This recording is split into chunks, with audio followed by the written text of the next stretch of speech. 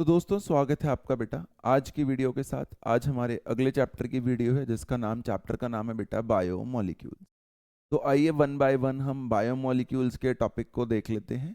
अभी तक इससे पहले हमने कल सेल, उससे पहले हमने morphology, anatomy, structural organisation, plant kingdom, animal kingdom, biological classification और लिविंग वर्ल्ड के बारे में पढ़ा था। आज हमारा अगला टॉपिक है बायोमोलिक्यूल्स कि बायोलॉजिकल लिविंग वर्ल्ड में हमारे जैसे लिविंग ऑर्गेनिजम्स के अंदर कौन कौन से मॉलिक्यूल्स, कैसे कैसे एटम एलिमेंट्स पाए जाते हैं। तो आइए स्टार्ट करते हैं। तो पहली बात होती है कि जब हम अपनी एलिमेंटल एनालिसिस करते हैं, यानी देखना चाहते हैं कि हमारे अंदर क्या क्या है, तो हमें क्या क्या नज़र आता है बेटा।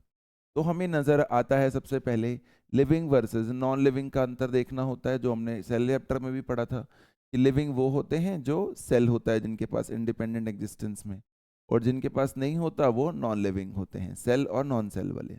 लेकिन खतरनाक बात ये देखी जाती है कि चाहे लिविंग हो या नॉन लिविंग हो, जब हम दोनों के अंदर एलिमेंटल एनालिसिस करते हैं तो ऐसा देखा गया है कि एलिमेंट्स जो हैं वो दोनों में ही सेम ही टाइप के पाए जाते हैं। कैसे एलिमेंट पाए जाते हैं? दोनों में ही सेम ही टाइप के एलिमेंट पाए जाते हैं, यानी दोनों में कार्बन हाइड्रोजन ऑक्सीजन पाया जाएगा। जैसे नीचे उसने दिखाया भी है कि अगर ये अर्थ क्रस्ट है बेटा, तो इसके अंदर क्या है? इसके अंदर कार्बन हाइड्रोजन ऑक्सीजन है।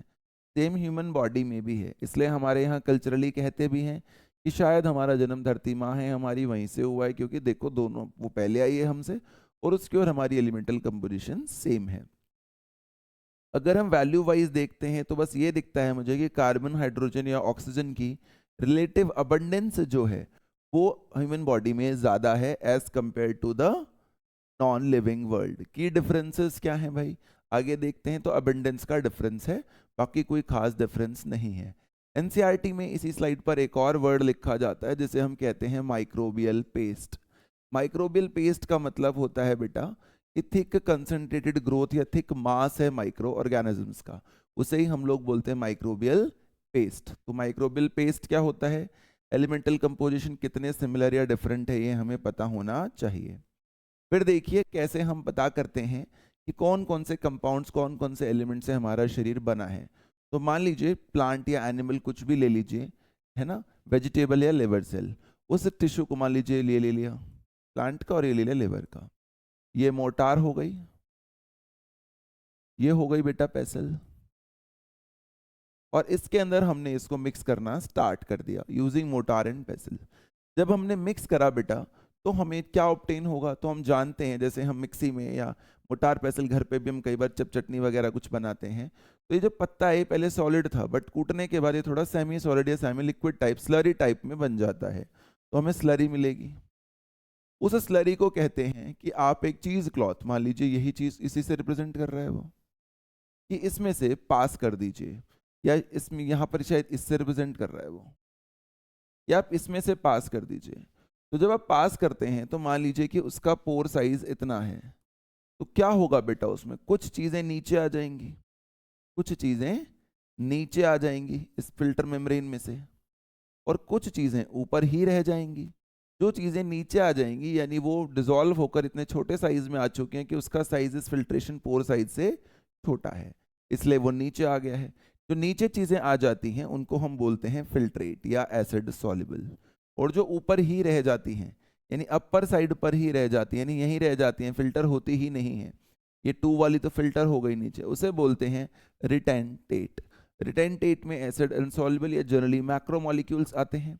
मैक्रोमोलिक्यूल चार ही होते हैं, उसमें से ट्रू तो तीन ही होते हैं। कौन कौन से? Protein, nucleic acids and polysaccharides, ये होते हैं क्या बेटा? True macromolecules.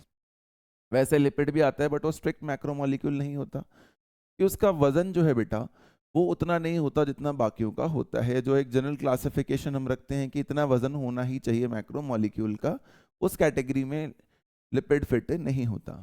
फिर इधर देखते हैं तो इधर क्या है? बहुत सारे ऑर्गेनिक कंपाउंड छोटे छोटे जिन्हें माइक्रोमोलिक्यूल्स कहते हैं। क्या कहते हैं बेटा? माइक्रोमोलिक्यूल। तो देखो इस वाली स्लाइड से हमें ये समझ में आ गया कि हमने एक टिश्यू लिया, उसे छोटे छोटे हिस्सों में ग्राइंड कर दिया, उसकी जो स्लरी बनी उसको हमने पास करा, कुछ मॉलिक्यूल ऊपर रह गए कुछ नीचे। ऊपर रहने वाले रिटेंटेट और नीचे रहने वाले फिल्ट्रेट होते हैं। आगे चलते हैं।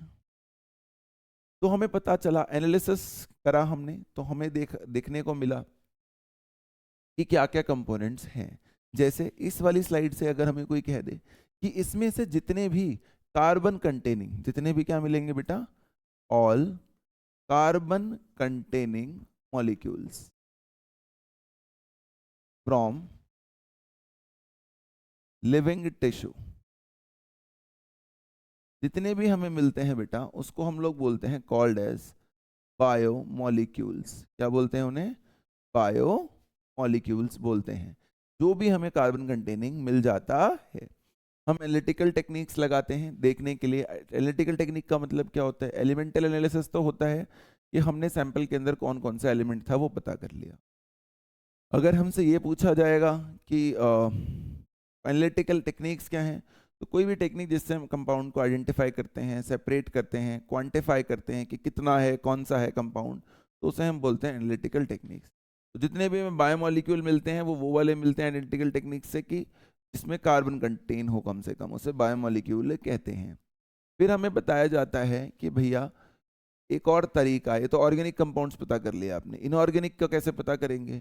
तो कहते हैं कि सबसे पहले आप टिश्यू का वजन करिए, उसमें पानी होगा उसे सुखा दीजिए, एवेपोरेट कर दीजिए हीट देकर। देखो हीटर ऐसे लग रहा है किसी हीटिंग उसमें रख दिया, अब जो बच गया वो ड्राई वेट है। फिर आपने उसको बहुत सारा ऑक्सीजन दे दिया, तो उस ड्राई वेट के अंदर जितना भी ऑर्गेनिक कंपाउंड था वो ऑक्सीजन की वजह से ऑक्सीडाइज हो जाएगा। जैसे ग्लूकोज ऑक्सीडाइज हो जाता है CO2 और वाटर में, फुली बर्नड या ऑक्सीडाइज हो जाएगा। अब जो रिमेनिंग रह जाएगा वो सिर्फ इनऑर्गेनिक रहेगा और उसको बोलेंगे ऐश।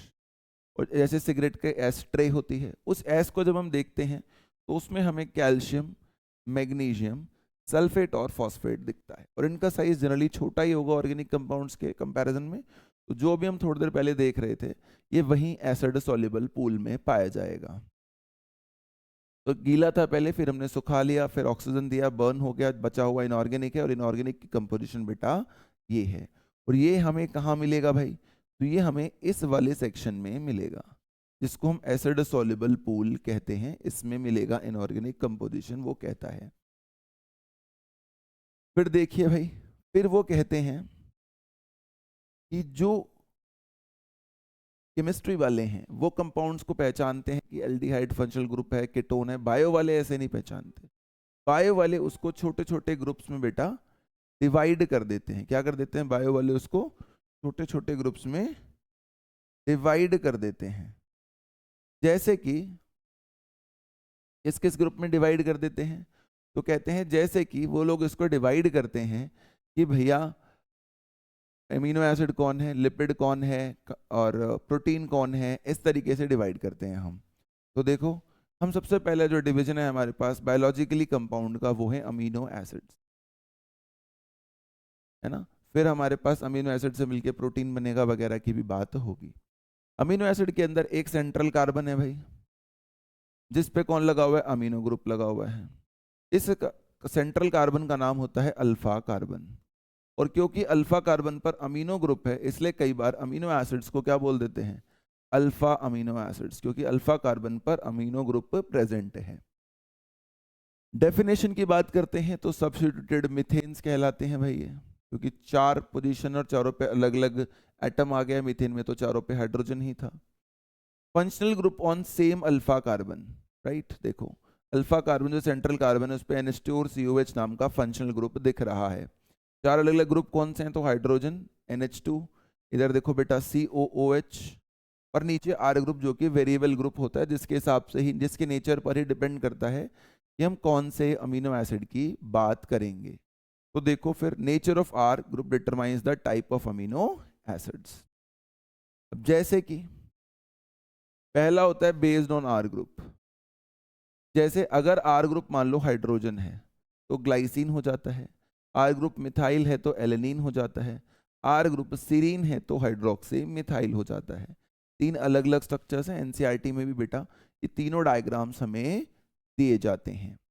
फिर देखो केमिकल नेचर, अगर कार्बोक्सिलिक ग्रुप ज्यादा है तो एसिडिक, अमीनो ग्रुप ज्यादा है तो बेसिक, और दोनों बराबर हैं तो वेलिन कहा जाता है या वेलाइन कहा जाता है। बेसिक वाला नीट के एग्जाम में 1-2 बार पहले भी आया हुआ है।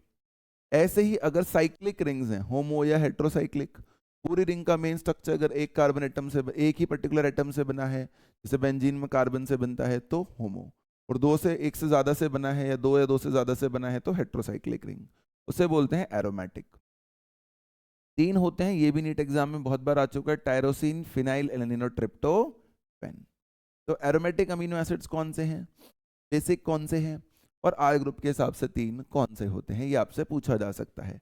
ज्विटर आयन क्या है, वो कहते हैं जब पीएच चेंज होता है, एनसीईआरटी में एक इलस्ट्रेशन भी दी जाती है कि जब पीएच चेंज होता है तो कई बार ऐसा देखा जाता है कि एक पर्टिकुलर पीएच ऐसा आ जाता है जिसमें एक अमीनो एसिड के पास दोनों चार्ज होते हैं, एक तरफ होता है NH3+ CHR और एक तरफ होता है COO-। इसको एनसीईआरटी कहती है जिस पीएच पे ये प्लस और माइनस आयनिक फॉर्म में आ गया, यानी सॉल्ट जैसी फॉर्म में आ गया, Na+Cl- जैसी, उस पर्टिकुलर आयनिक फॉर्म को क्या कहते हैं बेटा, ज्विटर आयन कहते हैं। देखो यहाँ दिख भी रहा होगा, इधर पॉजिटिव चार्ज है, इधर नेगेटिव चार्ज है, तो उसको ज्विटर आयन कहते हैं। ये भी आपसे एग्जाम में पूछा जा सकता है, और इसलिए कई बार कह भी दिया जाता है कि amino acids behave like salts. आगे चलते हैं, तो ये हमें स्पेशल टाइप समझ में आ गया, होमो हेट्रोसाइक्लिक रिंग समझ में आ गई, बेसिक बात समझ में आ गई, और बेस्ड ऑन आर ग्रुप वाली बात भी समझ में आ गई। लिपिड्स की बात करते हैं। लिपिड्स क्या हैं भाई, तो वाटर इनसॉल्युबल कंपाउंड्स हैं, बिल्कुल ठीक बात है। लिपिड सिंपली फैटी एसिड से मिलकर बनते हैं, जैसे फैटी एसिड का स्ट्रक्चर होता है CH3 CH2 की पावर N COOH। अब जैसे अगर यहाँ पर N की वैल्यू 14 होती तो 14 कार्बन हो जाते CnNC14, एक 15 एक 16, और यहाँ पर N की वैल्यू 18 होती तो टोटल कार्बन स्ट्रक्चर में कितने हो जाते 20। तो अगर 20 होते हैं तो उसका नाम होता है एरिकिडोनिक एसिड, और ये 14 वाला जो है इसका नाम होता है palmitic acid. Carboxylic group plus R group, ये जो रह जाता है पीछे इसको R ग्रुप कह रहा है वो। एक्सक्लूडिंग अगर कार्बोक्सिलिक ग्रुप पूछेगा तो टोटल रह जाएंगे 15, इंक्लूडिंग कार्बोक्सिलिक ग्रुप कहेगा तो टोटल हो जाएंगे 16। ग्लिसरॉल ट्राईहाइड्रोक्सी प्रोपीन होता है भाई, क्योंकि इसमें 3 हाइड्रोक्सिल ग्रुप होते हैं। स्ट्रक्चर हमने पढ़ ही रखा होता है कि CH2OH CHOH CH2OH, right. Triglycerides क्या होते हैं भाई, ट्राइग्लिसराइड्स का मतलब होता है कि जब ये ग्लिसरॉल, जिसको एनसीईआरटी सिंपल लिपिड लगती है, वैसे वो पॉलीहाइड्रोक्सी अल्कोहल होता है, कैटेगराइज कर देते हैं बट कभी कभी मुझसे सिंपल लिपिड के तौर पर भी। जब ये ग्लिसरॉल ऐसे किसी फैटी एसिड के साथ बॉन्ड बनाता है, फिक्स करता है अपने आप को, उस बॉन्ड को बोलते हैं एस्टर बॉन्ड। तो उस कहानी में अगर, जैसे इस केस में तो आपको दिख रहा होगा कि ग्लिसरॉल के साथ एक फैटी एसिड ये रहा R1 वाला, R2 R3, 3 फैटी एसिड्स अगर इन्वॉल्व हैं तो इसे ट्राइग्लिसराइड्स कहेंगे। अगर इस साइड के ग्लिसरॉल मॉलिक्यूल के साथ एक फैटी एसिड होता तो मोनोग्लिसराइड, 2 हैं तो डाई, 3 है तो ट्राई। यहाँ 3 फैटी एसिड्स होते हैं तो इसे ट्राइग्लिसराइड कहते हैं। जनरली फैट हमारे शरीर में इसी फॉर्म में स्टोर देखा जाता है। फैट से ऑयल्स कहते हैं based on melting point, oil का मेल्टिंग पॉइंट थोड़ा सा कम होता है, इसलिए विंटर्स में भी वो ऑयल ही रहता है। जैसे एनसीईआरटी में एक शब्द लिखते हैं जिंजले ऑयल, यानी तिल के तेल की बात करने की, सर्दियों में जब तापमान कम भी रहता है थोड़ा सा टेम्परेचर, तब भी वो मेल्टेड फॉर्म में ही दिखता है बेटा हमें। तो फैटी एसिड्स क्या होते हैं, ग्लिसरॉल क्या होता है, मोनोडाई ट्राइग्लिसराइड्स क्या होते हैं, फैट ऑयल को हम कैसे डिफरेंशिएट कर सकते हैं, ये बातें उसने आपसे यहाँ पर पूछ ली होती हैं। तो ये आपको बहुत अच्छे से समझ में आना चाहिए कि कैसे कैसे बॉन्ड बनते हैं, कैसे एस्टर बॉन्ड बनते हैं, फैट की क्या खास बात होती है। अब देखो आगे, आगे वो हमें बताता है कि फॉस्फोलिपिड्स एंड सेल मेम्ब्रेन्स, कि भैया हमेशा जरूरी नहीं कि फैटी एसिड और ग्लिसरॉल ही हो, कभी कभी स्ट्रक्चर के अंदर फॉस्फोरस भी होता है, राइट। इसके साथ सेम कहानी होती है कि फैटी एसिड और ग्लिसरॉल तो हैं बट फॉस्फेट ग्रुप भी आ गया है, उसे बोलते हैं कॉन्जुगेटेड लिपिड। वैसे एनसीईआरटी में ये टर्म नहीं है। कहाँ होता है ऐसा फॉस्फोलिपिड, तो ये ऐसा होता है हमारी सेल मेम्ब्रेन की स्ट्रक्चर में। जैसे हम पिछले चैप्टर सेल में भी पढ़ रहे थे कि वहाँ फॉस्फोलिपिड होता है, बाइलेयर होता है, polar head non polar tail होती है, नॉन पोलर टेल है ना, उस वाली बात, जैसे ये रही बाइलेयर। ऐसे ही एनसीईआरटी एक और जगह लिखती है कि फॉस्फोलिपिड आपको न्यूरल टिश्यू में भी दिखता है। जो न्यूरल टिश्यू में फॉस्फोलिपिड दिखता है बेटा उसे कहते हैं स्फिंजोमाइलिन्स। क्या कहते हैं उसे, पिंजो, वहां पर भी हमें ऐसा ही एक स्ट्रक्चर क्योंकि नजर आता है। तो लोकेशन हो गई इसकी, एग्जाम्पल हो गया, देखो न्यूरल टिश्यू वाली बात का एग्जाम्पल मैंने आपको बता दिया है कि स्पिंजो माइलिन्स में होता है। तो देखो लिपिड की बात हो गई बेटा, हमारी हमारी अमीनो एसिड्स की बात हो गई, ब्रेक डाउन करके हम स्ट्रक्चर में से कैसे ऑर्गेनिक या इनऑर्गेनिक कंपाउंड का पता करते हैं, वो हमारी बात हो गई। माइक्रोबियल पेस्ट की बात हमारी हो गई है, राइट। तो देखो आगे चलते हैं दोस्तों। न्यूक्लियोटाइड्स, न्यूक्लियोटाइड्स क्या होते हैं भाई, जैसे अमीनो एसिड बिल्डिंग ब्लॉक है प्रोटीन का, है ना, ऐसे ही न्यूक्लियोटाइड बिल्डिंग ब्लॉक होते हैं डीएनए और आरएनए का। डीएनए और आरएनए को कहते हैं न्यूक्लिक एसिड। मैं आपको यही बता देता हूँ, ये न्यूक्लिक एसिड के बारे में एनसीईआरटी में दोबारा भी लिखा गया है, बट अपन यही बात कर लेते हैं क्योंकि बहुत ज़्यादा बड़ी बात है नहीं।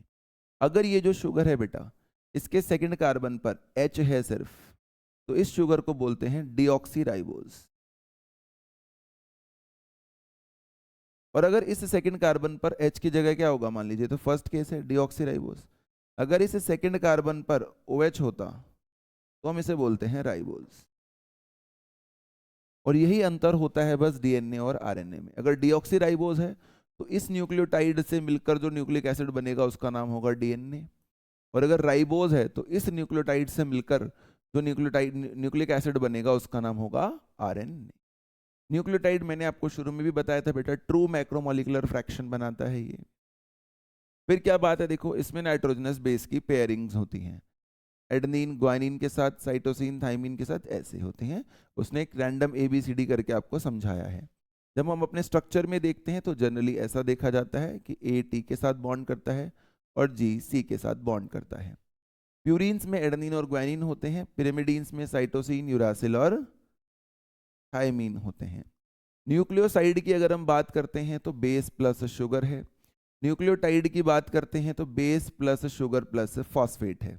यानी कि अगर इस डायग्राम में से ये फॉस्फेट हटा दिया जाए तो ये एक न्यूक्लियोसाइड हो जाएगा, और अगर फॉस्फेट लगा रहने दिया जाए यहाँ पर तो ये न्यूक्लियोटाइड हो जाएगा। फिर एनसीईआरटी इनकी लेबलिंग करती है। एनसीईआरटी कहती है कि अगर न्यूक्लियोसाइड है मान लीजिए, तो न्यूक्लियोसाइड का कभी भी नाम रखा जाएगा तो एडेनिन अगर मान लो उसमें नाइट्रोजनस बेस है तो उसका नाम होगा एडेनोसिन, और ग्वानिन है तो नाम हो जाएगा ग्वानोसिन। लेकिन अगर फॉस्फेट लग गया तो अब इसका नाम बदल जाएगा, अब इसका नाम हो जाएगा एडेनिलिक एसिड या ग्वानिलिक एसिड। ये भी नीट के अंदर बेटा पूछा जा चुका है कि एडेनिलिक एसिड नाम लिख दिया और उधर लिख दिया एडेनोसिन, ग्वानोसिन, थाइमोसिन, और पूछेंगे इनमें से कौन न्यूक्लियोटाइड है। तो नाम देख के अपने को पहचानना आना चाहिए कि इनमें से कौन न्यूक्लियोटाइड है और कौन न्यूक्लियोटाइड नहीं है। तो देखो ये बात हो गई हमारे लिए एकदम clear, adenosine guanosine building block true वो होते हैं ये लोग macro molecules. DNA helical structure दिख गया। Primary versus secondary metabolites, chemical reaction में जो प्रोडक्ट्स बनते हैं, मेटाबॉलिक प्रोडक्ट्स बनते हैं, उसको बोलते हैं मेटाबोलाइट्स। कुछ मेटाबोलाइट्स ऐसे होते हैं जिनका फंक्शन हमें एग्जैक्टली पता होता है, उन्हें प्राइमरी कहते हैं, आइडेंटिफिकेशन इज नॉर्मल। कुछ होते हैं जिनका हमें पता नहीं होता है, एग्जैक्ट रोल हमें नहीं पता, उससे बोलते हैं सेकेंडरी मेटाबोलाइट्स। इस टेबल से, एनसीईआरटी की टेबल से बहुत बार एग्जाम में क्वेश्चन आ चुका है। जैसे पिगमेंट्स कौन कौन से होते हैं, कैरोटेनॉइड्स, एंथोसाइनिन्स प्लांट में देखे जाते हैं, एल्कलॉइड, मॉर्फिन, कोडीन, ये हम ओपियोइड्स में पढ़ते हैं ह्यूमन हेल्थ एंड डिजीज में। ड्रग्स कौन से हैं, विनब्लास्टिन, करक्यूमिन, कैंसर ट्रीटमेंट में काम आते हैं। टॉक्सिन्स कौन से हैं, एब्रिन और रिसिन। पॉलीमर्स कौन से हैं। ऐसे ही एक और इंपॉर्टेंट होता है जो एग्जाम में एक आधी बार पूछा गया है, लेक्टेंस। लेक्टेंस के सामने लिखा जाता है कौन, कैनावेलिन ए। और टर्पीन्स होते हैं, मोनोटर्पीन्स, डाइटर्पीन्स, ऑयल्स होते हैं, लेमन ग्रास ऑयल्स, तो वो तो नाम से आइडेंटिफाई हो जाते हैं। बट ये आपको जरूर इतने नाम याद रखने, स्पेशली लेक्टेन जरूर याद रखना है, इस पे एक आधी बार नीट में क्वेश्चन आ चुका है। तो केमिकल रिएक्शन के दौरान दो चीजें हैं जिनका एग्जैक्ट फंक्शन पता है, एग्जैक्ट फंक्शन नहीं पता है। इनके साथ प्रॉब्लम ये है कि इनका एग्जैक्ट रोल नॉट नोन है। तो हमने बेटा न्यूक्लियोटाइड्स की बात कर ली देखो, और न्यूक्लियोटाइड्स के अलावा हमने मेटाबोलाइट्स की बात कर ली। आगे चलते हैं। तो हमारे पास आता है बायो मैक्रो मॉलिक्यूल्स, मैंने पहले ही बताया था, जिसका वजन 800 डेल्टॉन तक है, या बेसिकली 18 से 1800 डेल्टॉन, डेल्टॉन इसकी यूनिट है वेट की। वजन कम है, साइज कम है, जनरली ये फिल्टर हो जाते हैं, इसलिए एसिड सॉल्युबल पूल, ये जो हमने थोड़ी देर पहले लिखा था, फिल्ट्रेट सेक्शन में पाए जाएंगे। अब देखो बच्चे को लगता है इधर 800 है तो इधर की वैल्यू 1000 होगी, नहीं, इधर की वैल्यू 10,000 होती है कम से कम। एसिड इनसॉल्युबल फ्रैक्शन में पाया जाता है। इसके अंदर तीन मेन चीजें होती हैं, protein, nucleic acid and polysaccharides. ये तीनों ट्रू मैक्रोमोलिक्यूल्स हैं। जैसे एनिमल किंगडम में हम कहते हैं पाइसेस ट्रू फिशेस हैं, उससे पहले जेलीफिश या हैगफिश वगैरह फॉल्स फिशेस होती हैं, ऐसे ही ये है। राइट, देखो स्ट्रक्चर दिख रहा होगा आपको बेटा, डीएनए का स्ट्रक्चर दिख रहा होगा, पॉलीसेक्राइड का स्ट्रक्चर दिखा दिया होगा उसने, है ना, प्रोटीन्स का स्ट्रक्चर दिखा दिया होगा, तो स्ट्रक्चर दिखाता है वो आपको। लिपिड्स इसकी एक एक्सेप्शन होती हैं। लिपिड का मॉलिक्यूलर वेट 800 डेल्टॉन से कम होता है, लेकिन फिर भी वो इनसॉल्युबल फ्रैक्शन में आ जाता है, क्योंकि उसकी एक नेचर है, जब उसे वाटर या एसिड में डिसॉल्व करने की कोशिश करते हैं तो अगर वो पहले ऐसे भी था, वो ऐसे वेसिकल फॉर्म में कन्वर्ट हो जाता है। क्या बन जाती हैं उसकी? वेसिकल्स। अब वेसिकल होने की वजह से ये इतने पतले वाले जो फिल्ट्रेशन पोर्स हैं उनमें से निकल ही नहीं पाता, इसका सरफेस एरिया ज़्यादा हो जाता है, तो ये क्रॉस ही नहीं कर पाता उस मेम्ब्रेन को, चाहे इनका वजन कम हो। इसलिए हम बोलते हैं ये ऊपर ही रह जाता है, बट ये ट्रू मैक्रोमोलिक्यूल्स नहीं होते हैं। कभी भी आप पानी के ऊपर भी ऑयल डालोगे, डालने से पहले ऑयल एकदम लिक्विड लिक्विड दिख रहा होगा, जैसे ही वाटर के ऊपर डालोगे बबल शेप में सरफेस एरिया बढ़ जाएगा।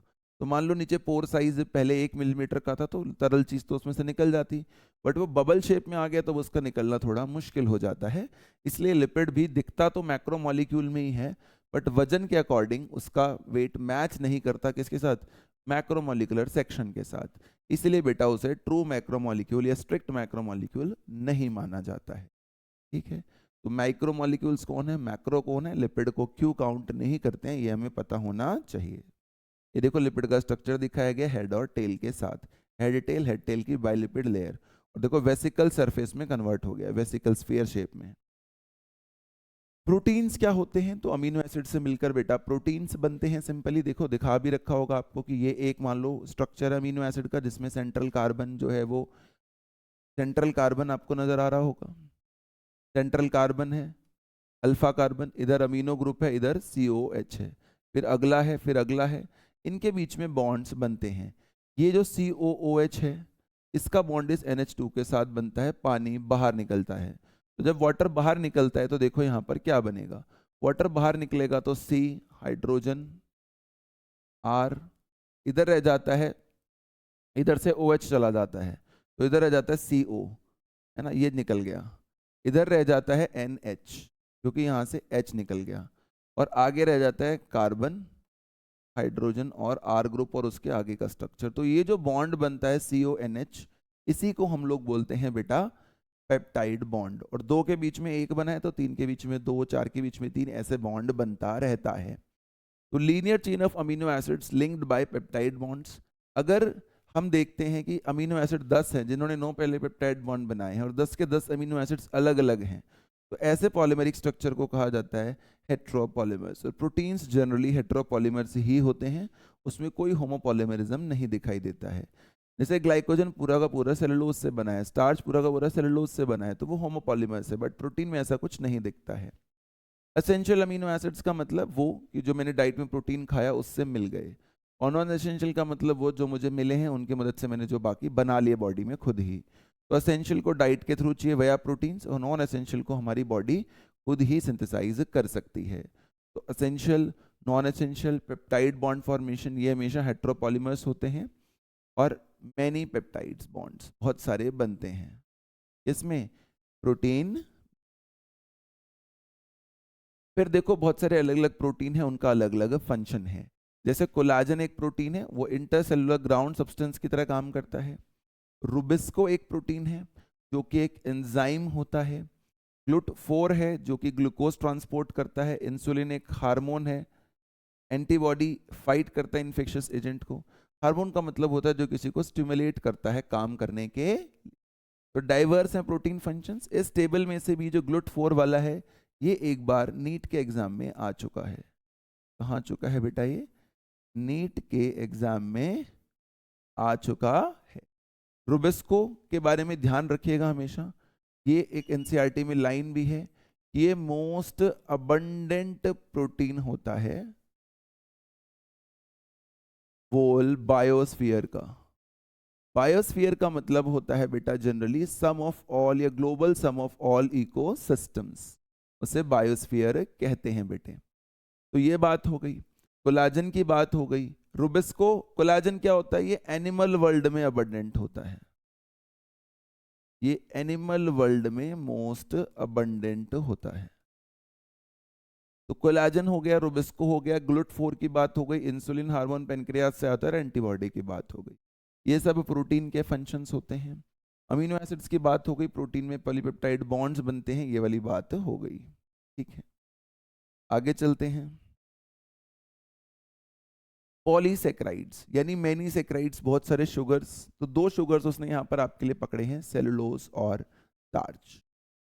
ध्यान से देखने पर मुझे साफ साफ समझ में आएगा बेटा कि सेलुलोज का स्ट्रक्चर लीनियर है, देखो उसके अंदर कोई ब्रांचिंग नहीं है, इसलिए कहते हैं वो आयोडीन को होल्ड नहीं कर पाता है। लेकिन स्टार्च का स्ट्रक्चर देखोगे तो आपको दिखेगा काफी घुमावदार है, उसमें हेलिक्स या स्ट्रक्चर्स बने हुए हैं। अगर मैं यहाँ आयोडीन को छोड़ दूंगा तो देखो आयोडीन इसमें से इजीली निकल नहीं पाएगी, क्योंकि हेलिक्स है वो इसको रोक लेगा।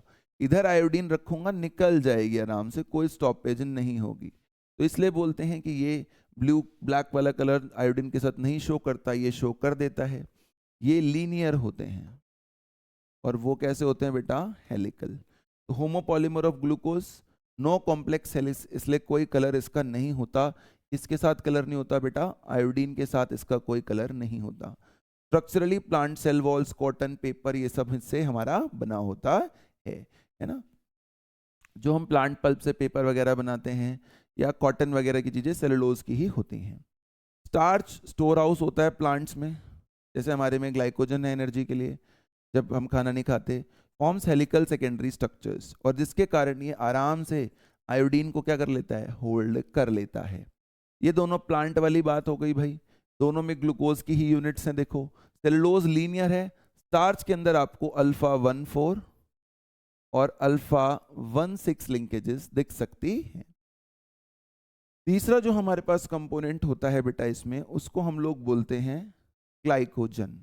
ग्लाइकोजन स्टार्च से भी थोड़ा ज्यादा ब्रांच्ड होता है, इसमें भी 1,4,1,6 दिखता है। देखो ये लीनियर चेन है, जैसे कि दूसरा कलर लगा देते हैं। देखो ये वाली चेन लीनियर है, लेकिन इस चेन से ये ऐसे ब्रांच भी निकल रही हैं। तो 1,4,1,6 ये राइट एंड है बेटा, बाय मिस्टेक इसने लेफ्ट लिख रखा है यहाँ पे। जो राइट एंड होता है चेन का उसे रिड्यूसिंग एंड कहते हैं। रिड्यूसिंग एंड, कौन सा एंड है ये, रिड्यूसिंग यानी कि राइट। और जो लेफ्ट वाला होता है उसे बोलते हैं नॉन रिड्यूसिंग, राइट। तो सबसे राइट में, यानी जब भी मैं रिएक्शन, जैसे अभी मैं लिख रहा था कि पहला अमीनो एसिड यहाँ है, इसका दूसरे से बाइंड होगा, इसका तीसरे से, इसका चौथे से, तो जो फोर्थ वाला है उसका फंक्शनल ग्रुप फ्री रहता है generally to bind to anything else, है ना। तो उसको हम लोग बोलते हैं कि वो रिड्यूसिंग एंड, और लेफ्ट वाला नॉन रिड्यूसिंग एंड होता है। Energy storage in animals, branch structure, right and reducing, left and non reducing. Reducing non reducing मतलब जैसे मान लीजिए मैंने बोला 1,4 लिंकेज है, मैंने बोला कैसे लिंकेज है बेटा, 1,4 लिंकेज है। तो मैं यही तो कह रहा हूं ना कि फर्स्ट ग्लूकोज और सेकंड ग्लूकोज है मान लो, तो इसका कौन सा कार्बन इन्वॉल्व हुआ होगा, फर्स्ट कार्बन, इसका कौन सा हुआ होगा, फोर्थ। फिर मैं आगे गया 2, 3, तो सेकंड और थर्ड बॉन्ड में क्या हुआ होगा, इसके साथ तो इसका फोर्थ कार्बन था, इस वाली बॉन्ड में तो इसका फोर्थ कार्बन इन्वॉल्व था, बट इस वाली में इसका फर्स्ट होगा, इसका फोर्थ, लेकिन इसका फर्स्ट क्या है, अभी भी फ्री है। तो इधर वाला हमेशा लास्ट में राइट हैंड वाला फ्री ही रहता है to bind to the next. तो इसी वजह से राइट हैंड वाले को रिड्यूसिंग कह देते हैं और लेफ्ट हैंड वाले को बेटा नॉन रिड्यूसिंग कह देते हैं। इनुलिन होता है, इनुलिन पॉलीमर होता है फ्रक्टोज का। इंसुलिन हार्मोन है, वो प्रोटीन है और ये एक पॉलीसेक्राइड है। काइटिन होता है जो फंगस वगैरह की सेल वॉल में या आर्थ्रोपोडा की सेल वॉल में देखा जाता है। इसकी जो मोनोमेरिक यूनिट है, जिससे जैसे कि स्टार्च की मोनोमेरिक यूनिट ग्लूकोज थी, इसकी मोनोमेरिक यूनिट का नाम होता है एन एसिटाइल ग्लूकोजा अमीन, NAG, इससे मिलकर ये बनता है। जैसे एक और कंपाउंड होता है, हमें बहुत बार पढ़ाया जाता है अगार। अगार ध्यान रखिएगा हेट्रोपॉलीसेक्राइड है। कैसा पॉलीसेक्राइड है बेटा? हेट्रोपॉलीसेक्राइड है। एनसीईआरटी में एन एसिटाइल गैलेक्टोजामीन करके भी लिखा हुआ है, ध्यान रखिएगा वो काइटिन का मोनोमर नहीं है बेटा। तो glycogen, chitin, inulin, glycogen, inulin और काइटिन तीनों के बारे में पता होना चाहिए। ब्रांचिंग राइट लेफ्ट हैंड पता होना चाहिए। कौन सा किस मॉलिक्यूल से बना हुआ है बेटा, ये भी हमें पता होना चाहिए। कोई बहुत बड़ी इसमें कंफ्यूजन वाली बात नहीं होनी चाहिए हमें कि पॉलीसेक्राइड्स में लीनियर कौन है, हेलिकल कौन है, कैसे कैसे फंक्शन होगा, कैसे डायग्राम से और इजिली मैं रिलेट कर सकता हूं। आगे चलते हैं। Level of protein structures. अगर लेवल्स की बात करते हैं तो अगर सीधा सीक्वेंस में लिख दिया 1 2 3 4 तो उसे हम लोग बोलते हैं प्राइमरी स्ट्रक्चर। और 1 2 3 4 लिखूंगा तो देखो फिर वही बात है कि इधर लेफ्ट हैंड होगा जो फर्स्ट को रिप्रेजेंट करेगा और इधर राइट हैंड होगा जो लास्ट को रिप्रेजेंट करेगा। और स्ट्रक्चर मैंने देखा ही था कि इधर NH2 ग्रुप होता है कार्बन में। मैंने ऐसी तो स्ट्रक्चर बनाया था थोड़ी देर पहले जब बनाया था, इधर NH2 बनाया था, इधर मान लो H, इधर R, तो इधर COH। मैं जितनी बार भी ये बनाऊंगा लास्ट तो COH पे ही खत्म होगा और फर्स्ट हमेशा NH2 से ही शुरू होगा। इसलिए बोलते हैं लेफ्ट एंड पे जो फर्स्ट टर्मिनल होगा बेटा, लेफ्ट एंड वाला जो फर्स्ट टर्मिनल होगा लेफ्ट एंड पे, वो कैसा होगा? वो N टर्मिनल होगा। और राइट एंड पे जो होगा वो कैसा होगा? C टर्मिनल होगा। कैसा होगा? C टर्मिनल होगा। तो N टर्मिनल और C टर्मिनल हमें क्लियर होना चाहिए। Sequence of amino acid, positioning information. Secondary structure क्या होता है भाई कि जब सीधा एक्सटेंडेड रॉड की तरह स्ट्रक्चर ना होकर हेलिक्स में घूमने लगता है, और हो सकता है एक ही लॉन्ग चेन स्ट्रक्चर में कुछ हिस्सा हेलिक्स की तरह हो, यानी कि ऐसा हो, और हो सकता है उसी रॉड स्ट्रक्चर में कुछ हिस्सा ऐसे प्लेट की तरह भी हो। जरूरी नहीं है दो अलग अलग स्ट्रक्चर्स में ऐसा देखा जाए, ऐसा एनसीईआरटी कहती है। एक ही स्ट्रक्चर में हेलिकल और रॉड लाइक दोनों स्ट्रक्चर्स या प्लेटेड शीट दिख सकते हैं, उसे बोलते हैं secondary structure. Alpha helix generally protein right handed helix show करता है। राइट हैंडेड मतलब यहां से ऐसे स्टार्ट करना और ऐसे वाला हेलिक्स होगा, उसे बोलते हैं right handed helix. Alpha helix और बीटा प्लेटेड शीट हमें सेकेंडरी स्ट्रक्चर में दिख जाती है। एक और लाइन एनसीईआरटी यहाँ पर कहती है कि केमिस्ट्री वाले जो लोग होते हैं वो 2 डायमेंशनल व्यू देखते हैं, ऑर्गेनिक केमिस्ट्री वाले लोग, फिजिक्स वाले 3 डायमेंशनल और बायो वाले प्रोटीन को 4 लेवल्स पर देखते हैं। तो हमने 2 लेवल देख लिए हैं इसके, 2 और बचे हैं हमारे। तो 2 और जो बचे हैं बेटा उसमें होता है टर्शरी स्ट्रक्चर, जिसके अंदर एनसीईआरटी लिखती है कि प्रोटीन की जो चेन है या जो अमीनो एसिड्स की चेन है, सॉरी प्रोटीन कह रहा हूं, जो अमीनो एसिड्स की चेन है वो फोल्ड कर जाती है upon itself, fold upon itself, है ना, यानी कि ऐसे हो गई है 1 2 3 एंड 4। और इस केस में देखो ध्यान से देखोगे तो एक बड़ी क्लासिकल चीज हमें दिखेगी। क्या दिखेगा? ये वाला स्ट्रक्चर, ये देखो जो डीप पॉकेट बन गई। इस डीप पॉकेट को कहते हैं एक्टिव साइट। क्या कहते हैं इस डीप पॉकेट को? इस डीप पॉकेट का नाम होता है एक्टिव साइट। और कहा जाता है कि एंजाइम जो जनरली प्रोटीन्स होते हैं उनके फंक्शनल के लिए इस एक्टिव साइट का होना बहुत ज्यादा जरूरी होता है। होलो वुलन बॉल जैसे दिखते हैं ये, नेसेसरी फॉर बायोलॉजिकल एक्टिविटी, क्योंकि इसके पास डीप क्लेफ्ट या पॉकेट होते हैं, जिससे हम स्वेटर वगैरह हमने कभी कभी बचपन में किसी को बनाने देखा होगा। ऐसे होलो वुलन बॉल ही होती है टर्शरी स्ट्रक्चर जो हमारा होता है किसका बेटा? प्रोटीन का, है ना। सेकेंडरी स्ट्रक्चर में जनरली कैसा रहा होगा? तो सेकेंडरी में कहते हैं ऐसा रहा होगा, हेलिक्स है बट एक दूसरे पे फोल्डेड नहीं है, बट इसमें क्या हो गया? फोल्ड हो गया, तो ये टर्शरी हो गया। और अगर चेन ही एक से ज्यादा हो जाए कि कुछ मान लो अल्फा चेन्स हैं जैसे हीमोग्लोबिन में होता है अमीनो एसिड की, कुछ कैसी है? बीटा चेन्स हैं। अगर चेन ही ऐसा हो जाए कि 2 अल्फा और 2 बीटा, 4 चेन्स, उसे बोलते हैं क्वार्टनरी स्ट्रक्चर, जिसमें बोला जाता है मोर देन 1 पॉलीपेप्टाइड चेन या यूनिट, वो रिस्पॉन्सिबल है स्ट्रक्चर को बनाने के लिए। तो कह दिया जाता है कि स्ट्रक्चर कैसा है बेटा? क्वार्टनरी है, राइट। जैसे इसका एक एग्जांपल उसने लिखा भी है, हीमोग्लोबिन। हीमोग्लोबिन, हीम एक एक्टिव प्रोस्थेटिक ग्रुप भी होता है अब भी आप आने वाले टाइम पर उस चीज को भी देखेंगे। तो अल्फा क्या है, बीटा क्या है, और टर्शरी स्ट्रक्चर क्वाटरनरी स्ट्रक्चर क्या है, ये बात आपको एकदम लाउड एंड क्लियर होनी चाहिए। आपसे ये बात बहुत बार एग्जाम में एक्सपेक्ट करी जाती है कि आपको ये पता हो बेटा। ठीक है, टर्शरी क्वाटरनरी हो गए, इनके एग्जाम्पल्स हो गए, एक्टिव साइट इंपॉर्टेंट होती है, ये बात हो गई। फिर चलते हैं एंजाइम्स के ऊपर, the last segment of this chapter. Enzymes generally proteins होते हैं, बट कभी कभी यानी कभी कभी एंजाइम्स में आरएनए का स्ट्रक्चर हो सकता है। अगर आरएनए का स्ट्रक्चर होता है तो उसे बोलते हैं राइबोजाइम। एक इसका क्लासिकल एग्जाम्पल होता है राइबो न्यूक्लियेज पी। पी जरूर लिखना है। दूसरा होता है पेप्टिडिल ट्रांसफरेज, जो ट्रांसलेशन के दौरान काम करता है, बट एक ही याद रख लो अभी आप, राइबोसोम नहीं है, राइबोजाइम है। एक्टिव साइट्स होते हैं, मैंने आपको पहले ही बताया था, है ना। देखो एक डीप पॉकेट सी बन जाती है जिसके अंदर आकर सबस्ट्रेट बाइंड करता है। क्या बन जाती है? डीप पॉकेट बन जाती है जिसके अंदर आके सबस्ट्रेट बाइंड करता है। थर्मल स्टेबिलिटी, ज्यादातर जो हमारी बॉडी में एंजाइम्स हैं बेटा वो 40 डिग्री सेल्सियस पर ही काम करते हैं। थर्मोफिलिक एंजाइम्स यानी कि आर्की बैक्टीरिया, मैथनोजेंस वाले जो एंजाइम्स हैं वो हाई टेम्परेचर पर भी काम कर सकते हैं। इनऑर्गेनिक कैटलिस्ट हाई टेम्परेचर पे काम कर सकता है, हम 40 डिग्री तक ही काम करते हैं। ये हमारे और इनऑर्गेनिक कैटलिस्ट में एक डिफरेंस माना जाता है। फिर अगर हम आगे बात करते हैं बेटा, तो हमें एक, मैंने कुछ डिफरेंसेस तो आपको बता ही दिए, है ना। तो एंजाइम्स क्या होते हैं, एंजाइम की क्या एक्सेप्शन है, एक्टिव साइट टर्शरी स्ट्रक्चर में होती है, स्टेबिलिटी पाई जाती है, लेकिन इनऑर्गेनिक कैटलिस्ट बहुत एफिशिएंट होते हैं। देखो मैकेनिज्म क्या है, एंजाइम जो है बेटा वो जब एक्टिव साइट के पास पहुंचता है, कौन? सबस्ट्रेट, ये यहाँ पर आके फिट हो गया, तो ये देखो सबस्ट्रेट को एंजाइम ने घेर लिया, कॉम्प्लेक्स बन गया। ये जो इनिशियल स्टेज होती है ये थोड़ी सी रिवर्सिबल होती है, क्योंकि यहाँ पे दो केमिकल्स का कोलिजन हो रहा है, तो बहुत हाई एनर्जिक सिचुएशन है। तो कई बार सबस्ट्रेट उस साइड से चिपक के बाहर निकल जाता है। जैसे मैं बैलून लूँ या बॉल लूँ, बाल्टी में डालने की कोशिश करूँ तो कई बार निकल के बाहर आ जाती है, तो वो थोड़ा रिवर्सिबल होता है। लेकिन अगर एक बार बाइंडिंग होने के बाद अब ट्रांजिशन स्टेट तक पहुंच गए तो फिर पक्का प्रोडक्ट बनता है। तो देखो प्रोडक्ट बन जाएगा बेटा, प्रोडक्ट बन गया तो ये साइट फिर से खाली हो जाएगी ताकि नेक्स्ट साइकिल के लिए वो तैयार रहे।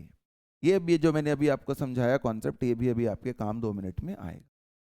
कहते हैं एंजाइम्स जो होते हैं बेटा वो रिएक्शन को बहुत पावरफुली मैनेज करते हैं, लेकिन इससे पहले एनसीईआरटी में एक दो बात और समझाई जाती है। कहते हैं अगर सिर्फ फिजिकल नेचर चेंज हो रहा हो, क्या चेंज हो रहा हो सबस्ट्रेट का? फिजिकल नेचर चेंज हो रहा हो ऑफ सबस्ट्रेट, जैसे आइस वाटर में चली गई है, वाटर वापस आइस में आ गया, तो उसे वो केमिकल रिएक्शन ही नहीं मानते हैं। एक तो एनसीईआरटी में ये लिखा जाता है। फिर वो कहते हैं एक रिएक्शन है भाई कि बैरियम सल्फेट जो है वो H2SO4 के साथ कंबाइन कर रहा है और प्रोडक्ट बना रहा है बैरियम, बैरियम हाइड्रोक्साइड बेटा, नॉट बैरियम सल्फेट, सॉरी, है ना। बैरियम हाइड्रोक्साइड जो है वो बना रहा है, प्रोडक्ट बन जाता है BaSO4 प्लस वाटर। अब ये एक केमिकल रिएक्शन है क्योंकि ग्रुप्स की अदला बदली हुई है, सल्फेट इधर आ गया, वाटर अलग चला गया। कितना बना, कितनी स्पीड से बना, इसके लिए एनसीईआरटी कहती है कि एक फॉर्मूला है जो केमिस्ट्री वाले लोग भी पढ़ाते हैं, उस फॉर्मूले को हम लोग कहते हैं delta P by delta T, change in product with unit time, change with time, उससे हमें पता चलता है। फिर एनसीईआरटी एक लाइन लिखती है बेटा इसी के अंदर कि अगर मैं रेट स्पेसिफाई कर दूं तो मैं वेलोसिटी कह सकता हूं, डायरेक्शन स्पेसिफाई कर दूं तो रेट को क्या कह सकता हूं? वेलोसिटी। क्या कहती है एनसीईआरटी? देखो एनसीईआरटी कहती है कि अगर कोई भी एंजाइम काम कर रहा हो और मैं उसमें रेट को स्पेसिफाई, रेट में क्या, इन रेट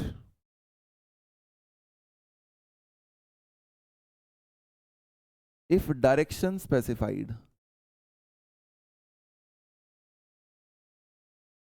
तो रेट को कह सकते हैं कॉल्ड एज वेलोसिटी। ऐसा एनसीईआरटी कहती है कि फिर मैं रेट को बहुत इजीली वेलोसिटी कह सकता। फिर हमें कहा जाता है कि एक जनरल रूल ऑफ थंब है कि 10 डिग्री का तापमान घटाएंगे या बढ़ाएंगे तो टेम्परेचर जो होगा बेटा, एक जनरल रूल ऑफ थंब होता है कि 10 डिग्री टेम्परेचर घटाएंगे या बढ़ाएंगे तो तापमान को घटाने बढ़ाने से रिएक्शन की स्पीड या तो डबल हो जाएगी या हाफ हो जाएगी। अब देखो एक एंजाइम की स्पीड क्या कर सकती है। अगर मॉलिक्यूल अनकेटलाइज्ड होगा तो 200 मॉलिक्यूल बनेंगे रिएक्शन में H2CO3 के, और अगर एंजाइम कार्बोनिक एनहाइड्रेज होगा यानी कैटालिसिस होगा तो 6 लाख मॉलिक्यूल्स बनेंगे पर सेकंड। यानी कि एंजाइम के होने से rate of reaction product formation जो है वो 10 मिलियन टाइम्स क्या हो सकता है, ज्यादा हो सकता है। ये खासियत है किसकी, एंजाइम की। देखो इधर इतने से मॉलिक्यूल बने थे और इधर देखो कितने सारे बन गए हैं। आगे चलते हैं। फिर कहा जाता है कि मल्टी स्टेप रिएक्शंस भी होती है, हमेशा ऐसा नहीं है जैसे वहां था कि सिंगल स्टेप में H2CO3 बना दिया। जैसे जब मैं तोड़ता हूं ग्लाइकोलाइसिस में ग्लूकोज को पायरुविक एसिड में तो कितने एंजाइम लगते हैं, 10। हमने पढ़ा है रेस्पिरेशन प्लांट में, ग्लूकोज से glucose 6 phosphate, fructose 6 phosphate, fructose 1,6 biphosphate से लेकर आखिरी तक हम जाते हैं जहां पे पायरुविक एसिड होता है बेटा। तो 10 स्टेप रिएक्शन ये होती है। मेटाबॉलिक रेट्स क्या है पायरुवेट के, अगर ऑक्सीजन होगा तो भाई ये कन्वर्ट हो जाएगा CO2 और वाटर में। अगर ऑक्सीजन नहीं होगा और हमारे शरीर में होगा तो लैक्टिक एसिड में, और अगर ईस्ट या फंगस वगैरह में होगा तो कन्वर्ट होगा इथेनॉल में। एरोबिक हमारी बॉडी में CO2 वाटर, एनारोबिक हमारी बॉडी में लैक्टिक एसिड, एनारोबिक फंगस में इथेनॉल प्लस CO2। ये 3 फेट्स होते हैं पायरुवेट के। सेम आपको रेस्पिरेशन प्लांट वाले चैप्टर में भी पढ़ाया जाएगा बेटा। आगे देखते हैं। फिर कहते हैं एंजाइम कैसे काम करते हैं। तो सीक्वेंस मैंने आपको पहले ही पढ़ा दिया था बेटा, ये सबस्ट्रेट, ये एंजाइम की एक्टिव साइट, उसके साथ बाइंड करेगा, कॉम्प्लेक्स बनाएगा। स्टेप 2 क्या है, मैंने तब भी बोला था आपको, एक ट्रांजिशन स्टेट आती है। अगर यहां तक पहुंच गए तो अब रिएक्शन रिवर्सिबल नहीं रहेगी, अब रिएक्शन आगे ही जाएगी, प्रोडक्ट में कन्वर्ट होगा, वापस नहीं आओगे अब। तो ट्रांजिशन स्टेट बनती है एक। उसके बाद कुछ नए बॉन्ड ब्रेक बनते हैं और प्रोडक्ट बनता है। वही जो थोड़ी देर पहले कहा था कि अगर सिर्फ फिजिकल नेचर बना चेंज कर रहे हो आप तो कोई केमिकल रिएक्शन ही नहीं कर रहे हो आप, क्योंकि उसमें कोई बॉन्ड ब्रेक हो ही नहीं रहा है या नया बॉन्ड बन नहीं रहा है। नया बॉन्ड बनेगा या ब्रेक होगा तो ही उसे केमिकल रिएक्शन मानते हैं। तो रेड वाले सबस्ट्रेट को ग्रीन वाले प्रोडक्ट में आपने कन्वर्ट कर दिया। देखो पहले वाला स्टेप इसने रिवर्सिबल शो करा है, क्योंकि दोनों मॉलिक्यूल्स टकराते हैं, हाई एनर्जी है, हो सकता है कि इस वाले पॉकेट में मैं कुछ बॉल डालना चाह रहा हूँ और वो निकल जाए, इसके अंदर ना जाए, टकराए बाहर आ जाए। लेकिन अगर एक बार वहां फिट हो गई और ट्रांजिशन स्टेट तक पहुंच गई, ट्रांजिशन स्टेट तक पहुंच गई, उसके बाद पक्का प्रोडक्ट बनेगा बेटा।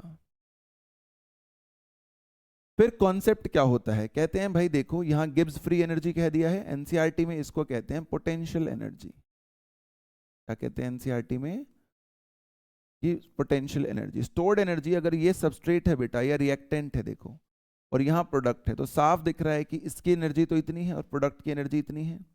अगर इसे A कह दूं और इसे B कह दूं तो B की पोटेंशियल या गिव्स फ्री एनर्जी A से ज़्यादा है, यानी इस रिएक्शन में सबस्ट्रेट की एनर्जी प्रोडक्ट से ज़्यादा रही। तो ये रिएक्शन कैसी हुई, इस रिएक्शन को बोलते हैं एक्सोथर्मिक, जिसमें A की पोटेंशियल एनर्जी जो है वो ग्रेटर है किससे, B की पोटेंशियल एनर्जी से। A क्या है यहाँ पर, सॉरी B की ज़्यादा है बेटा, इसे हमने B बोला है ना, सबस्ट्रेट को B बोला है, जिसमें कि B की पोटेंशियल एनर्जी ज़्यादा है किससे, A की पोटेंशियल एनर्जी से। लेकिन बेशक से चाहे ऐसा हो कि एक्सोथर्मिक है चाहे एंडोथर्मिक है, सबस्ट्रेट को प्रोडक्ट में कन्वर्ट होने के लिए अपने से हाई एनर्जी स्टेट पर जाना ही पड़ता है। जो हाई एनर्जी स्टेट होती है जिस तक जाना पड़ता है उसे कहते हैं C, जिसका नाम है ट्रांजिशन स्टेट। क्या नाम है, ट्रांजिशन स्टेट। यहां तक जाना ही पड़ता है सबस्ट्रेट को अगर प्रोडक्ट में कन्वर्ट होना हो। ये जो गैप होता है B और C के बीच का पोटेंशियल एनर्जी का, इसे ही कहते हैं एक्टिवेशन एनर्जी। क्या कहते हैं, activation energy, energy difference between substrate and transition state. अब देखो 2 स्टेप्स हैं, एक है मान लीजिए इसे मैंने कह दिया 1 और इसे कह दिया 2। 2 है एनकेटलाइज्ड और 1 है कैटलाइज्ड। तो वो कहते हैं कि जब 1 है, जब एंजाइम्स हैं, तो मान लो इसको अब हमने बोला कि गैप देखो, तो कहते हैं जब एंजाइम होता है तो ये गैप इतना है, जब एंजाइम होता है तो ये गैप इतना यानी सी की वैल्यू यहाँ आ जाती है, और जब एंजाइम नहीं होता तो गैप इतना है, सी की वैल्यू ऊपर है।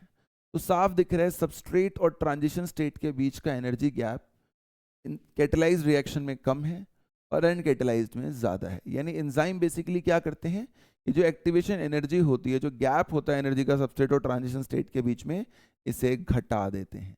और ये एनर्जी का गैप किलो जूल्स में होता है, तो इतनी ज़्यादा एनर्जी डिफरेंस होती है, वो एनर्जी फिर हम प्रोडक्ट बनाने में लगाते हैं, और हमारा प्रोडक्ट का जो रेट है वो हमने देखा था कि लैक ऑफ मॉलिक्यूल्स बनने लग जाते हैं 1 सेकेंड में बेटा, जो पहले शायद थाउजेंड्स में भी नहीं बन रहे थे। Makes transition from S to P easier, right. तो ये हमें पढ़ाया जाता है। ट्रांजिशन स्टेट के अलावा भी बहुत सारे इंटरमीडिएट प्रोडक्ट्स बनते हैं जो कि अनस्टेबल ही होते हैं। तो ये एक्टिवेशन एनर्जी की बात हमें ठीक से समझ में आनी चाहिए, हमसे पूछी जाती है कभी कभी। फिर बात आती है कौन कौन से फैक्टर्स इसको अफेक्ट करते हैं। तो देखो, एक तो ये सबस्ट्रेट वाला है। एनसीईआरटी दो और सिंपल सिंपल फैक्टर्स हमें देती है। वो क्या है, एनसीईआरटी वाले लोग हमें कहते हैं कि भैया जैसे मान लीजिए एक होता है एंजाइम, एक ऐसा ग्राफ बना देते हैं वो, और कहते हैं ये ग्राफ है जी, इधर लिख देते हैं पीएच या टेम्परेचर, कुछ भी लिखवा लो आप उससे, उधर बना ले, चलो इधर ही कर लेते हैं, और इधर लिख देते हैं एंजाइम एक्टिविटी, और कहते हैं देखो स्टार्टिंग पीएच पे बेस्ट, यहाँ 1 है मान लो, यहाँ 2 है, यहाँ 3 है, तो जो मिडल वैल्यू है जिस पे एंजाइम एक्टिविटी पीक होगी उसे बोलते हैं ऑप्टिमम टेम्परेचर या पीएच। कि कोई भी एंजाइम एक्टिव होता है अपने एक पर्टिकुलर ऑप्टिमम या पीएच टेम्परेचर पर मैक्सिमम एफर्ट करने के लिए। जैसे अगर एसिडिक एंजाइम होगा तो एसिडिक पीएच पे बेस्ट होगा, बेसिक एंजाइम इंटेस्टाइन वाले होंगे तो बेसिक पीएच पे बेस्ट होंगे। अगर टेम्परेचर की बात करता हूँ और मान लो मैं यहाँ लिख देता 1 की जगह 30, यहाँ लिख देता 37, यहाँ लिख देता 44, तो 37 पर ही मेरी बॉडी बेस्ट परफॉर्म करेगी, एंजाइम एक्टिविटी बेस्ट आएगी। तो बोलते हैं दो फैक्टर्स तो यही होते हैं जो अफेक्ट करते हैं एंजाइम की एक्टिविटी को। कौन से फैक्टर्स होते हैं बेटा, तो एक तो हो गया पीएच जो एंजाइम एक्टिविटी को अफेक्ट करेगा, दूसरा हो गया टेम्परेचर, तीसरा होता है सबस्ट्रेट कंसंट्रेशन। उसमें क्या होता है भाई, कहते हैं जैसे जैसे सबस्ट्रेट बढ़ती है इनिशियली, वैसे वैसे वेलोसिटी यानी कि रेट ऑफ रिएक्शन जिसमें डायरेक्शन हमें पता होती है वो बढ़ती है।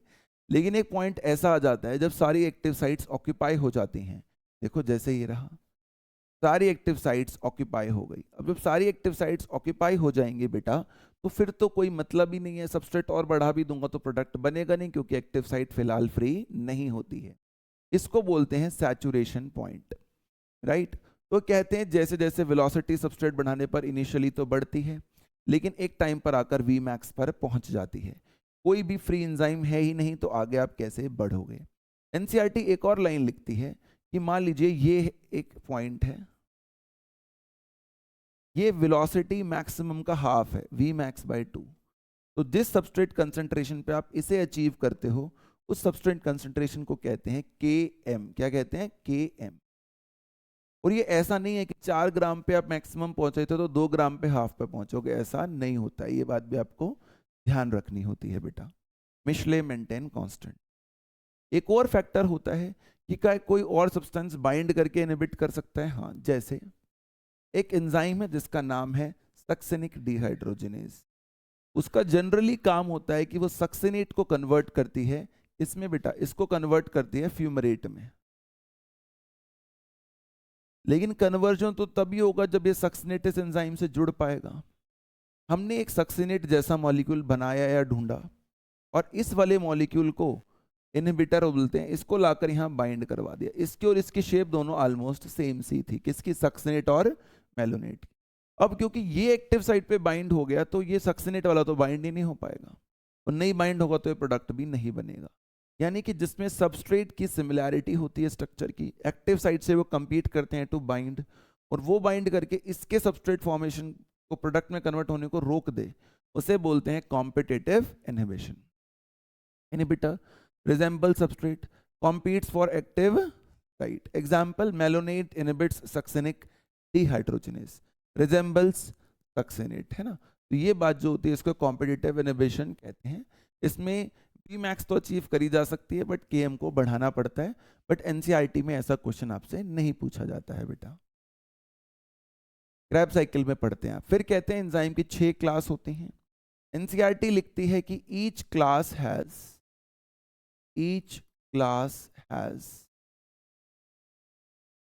4 to 13 सब क्लासेस। क्या होती है हर क्लास में? 4 से 13 सब क्लास होती हैं। ऑक्सीडोरिडक्टेज जिसमें इलेक्ट्रॉन का लेन देन होगा भाई। ट्रांसफरेज इधर से ग्रुप उठा के इधर भेज दोगे। हाइड्रोलेस वाटर की मदद करके बॉन्ड्स को तोड़ना। बिना वाटर की मदद के तोड़ना is lyase leave double bond without water. इसका नंबरिंग भी सीक्वेंस ध्यान रखना, ये क्लास 1 है, ये क्लास 2 है, क्लास 3 है। कई बार पूछ लेते हैं क्लास 4 कौन है? ट्रांसफरेज। क्लास 5 आइसोमरेज, ये ग्लूकोज 6 फॉस्फेट को फ्रक्टोज 6 फॉस्फेट सेम आइसोमर में ग्लूकोज को फ्रक्टोज में कन्वर्ट कर दिया आपने। लाइगेज जैसे डीएनए लाइगेज वगैरह होते हैं जो कि चीजों को जोड़ते हैं। तो ऐसे इसमें ये नाम याद रखने हैं आपको। Last topic is cofactors. कभी कभी तो प्रोटीन होते हैं सिर्फ, लेकिन कभी कभी एंजाइम में ऐसा देखा जाता है कि एक एंजाइम की अगर मैं बात करता हूं तो एंजाइम के अंदर 2 चीजें होती हैं। एक होता है एंजाइम के अंदर उसका प्रोटीन पार्ट और एक होता है non protein part. Non protein part. इस केस में जब ऐसा होता है, कभी कभी तो ऐसा नहीं होता है, कभी कभी ऐसा होता है, तो जब ऐसा होता है तो जो नॉन प्रोटीन पार्ट होता है बेटा उसको बोलते हैं कोफैक्टर। क्या बोलते हैं नॉन प्रोटीन पार्ट को? कोफैक्टर। Non protein part. और प्रोटीन पार्ट को क्या बोलते हैं? प्रोटीन पार्ट को बोलते हैं एपो एंजाइम। क्या बोलते हैं बेटा? Apo enzyme. तो एपो एंजाइम और कोफैक्टर। एपो एंजाइम और कोफैक्टर इन दोनों को एक साथ क्या बोलते हैं? Plus cofactor. इन दोनों को एक साथ बोलते हैं होलो एंजाइम। प्रोस्थेटिक ग्रुप सबसे पहले होते हैं, टाइटली बाउंड होते हैं, जैसे कि हीम इन पेरोक्सिडेज या कैटलेज एंजाइम। ये कैसे होते हैं बेटा? परमानेंट बाइंडिंग वाले होते हैं। ये हमेशा इसके साथ ही रहेंगे, चाहे ये किसी रिएक्शन में एंजाइम इन्वॉल्व उस टाइम पे हो या किसी रिएक्शन में इन्वॉल्व ना हो। को एंजाइम्स ये आते हैं ड्यूरिंग कोर्स ऑफ रिएक्शन, यानी ये ट्रांजिएंट बाइंडिंग करते हैं कि जब इनको एंजाइम को जरूरत होगी तो इनको बुला लेगा। ट्रांजिएंट यानी कि टेम्पररी है ये इसके स्ट्रक्चर के साथ, जरूरत नहीं होगी, रिएक्शन खत्म होने पर ये इसको छोड़कर एंजाइम को चले जाएंगे। जैसे 2 कोएंजाइम्स हैं NAD एंड NADP, पढ़ा होगा आपने बेटा। NAD हमने पढ़ा था ग्लाइकोलाइसिस में या क्रैब साइकिल में हम पढ़ते हैं, कैटाबोलिक पाथवे में होता है। NADP हम पढ़ते हैं फोटोसिंथेसिस में, इन हायर प्लांट्स वाले चैप्टर में। ये एनाबॉलिक काम करता है। दोनों की फुल फॉर्म वही है, निकोटिनामाइड एडेनिन डाइन्यूक्लियोटाइड टाइप। इसमें जो निकोटिनामाइड है वो रिंग होती है एक, उसको बनाने के लिए एक विटामिन B3 चाहिए होता है, नियासिन। क्या चाहिए होता है? नियासिन। इसलिए लिख देते हैं कि इन कोएंजाइम्स के अंदर क्या होता है? विटामिन होता है, विटामिन होता है। तीसरा है मेटल आयंस। कुछ मेटल आयंस ऐसे होते हैं जो थोड़ा सा बॉन्ड बना लेते हैं सबस्ट्रेट के साथ और थोड़ा सा बॉन्ड बना लेते हैं एक्टिव साइट के साथ, कोऑर्डिनेट बॉन्ड बना लेते हैं, कोऑर्डिनेशन बॉन्ड बनाते हैं, उसे बोलते हैं मेटल आयन। तीनों ही क्या है? कोफैक्टर्स हैं। अगर मैं कोफैक्टर एंजाइम से हटा लूंगा तो एंजाइम काम नहीं कर पाएगा।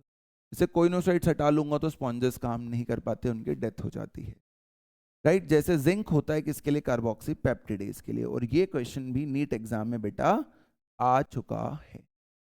तो ये चैप्टर की समरी है बेटा। तो देखो हमने फटाफट विद इन 1 आवर पूरा चैप्टर रिवाइज कर लिया है। मैं एक बार स्लाइड्स आपके लिए गो थ्रू कर देता हूं। किसी भी स्लाइड में आपको कोई दिक्कत अगर आए तो आप कमेंट करके पूछ सकते हैं कि भैया ये वाली बात सर हमें समझ में नहीं आई है। आप ऐप पे क्वेश्चंस प्रैक्टिस कर सकते हो, कोई भी कंसर्न हो आप फ़ोन नंबर पे मैसेज कर सकते हो। वी विल डेफिनेटली ट्राई कि आप लोगों की मैक्सिमम से मैक्सिमम हेल्प हम लोग कर पाएँ। तो एस्पायर वर्टेक्स की टीम की तरफ से thank you so much to you guys. फिर मिलेंगे दोबारा अगले वीडियो के साथ, that is cell cycle and cell division. Thank you very much for your time.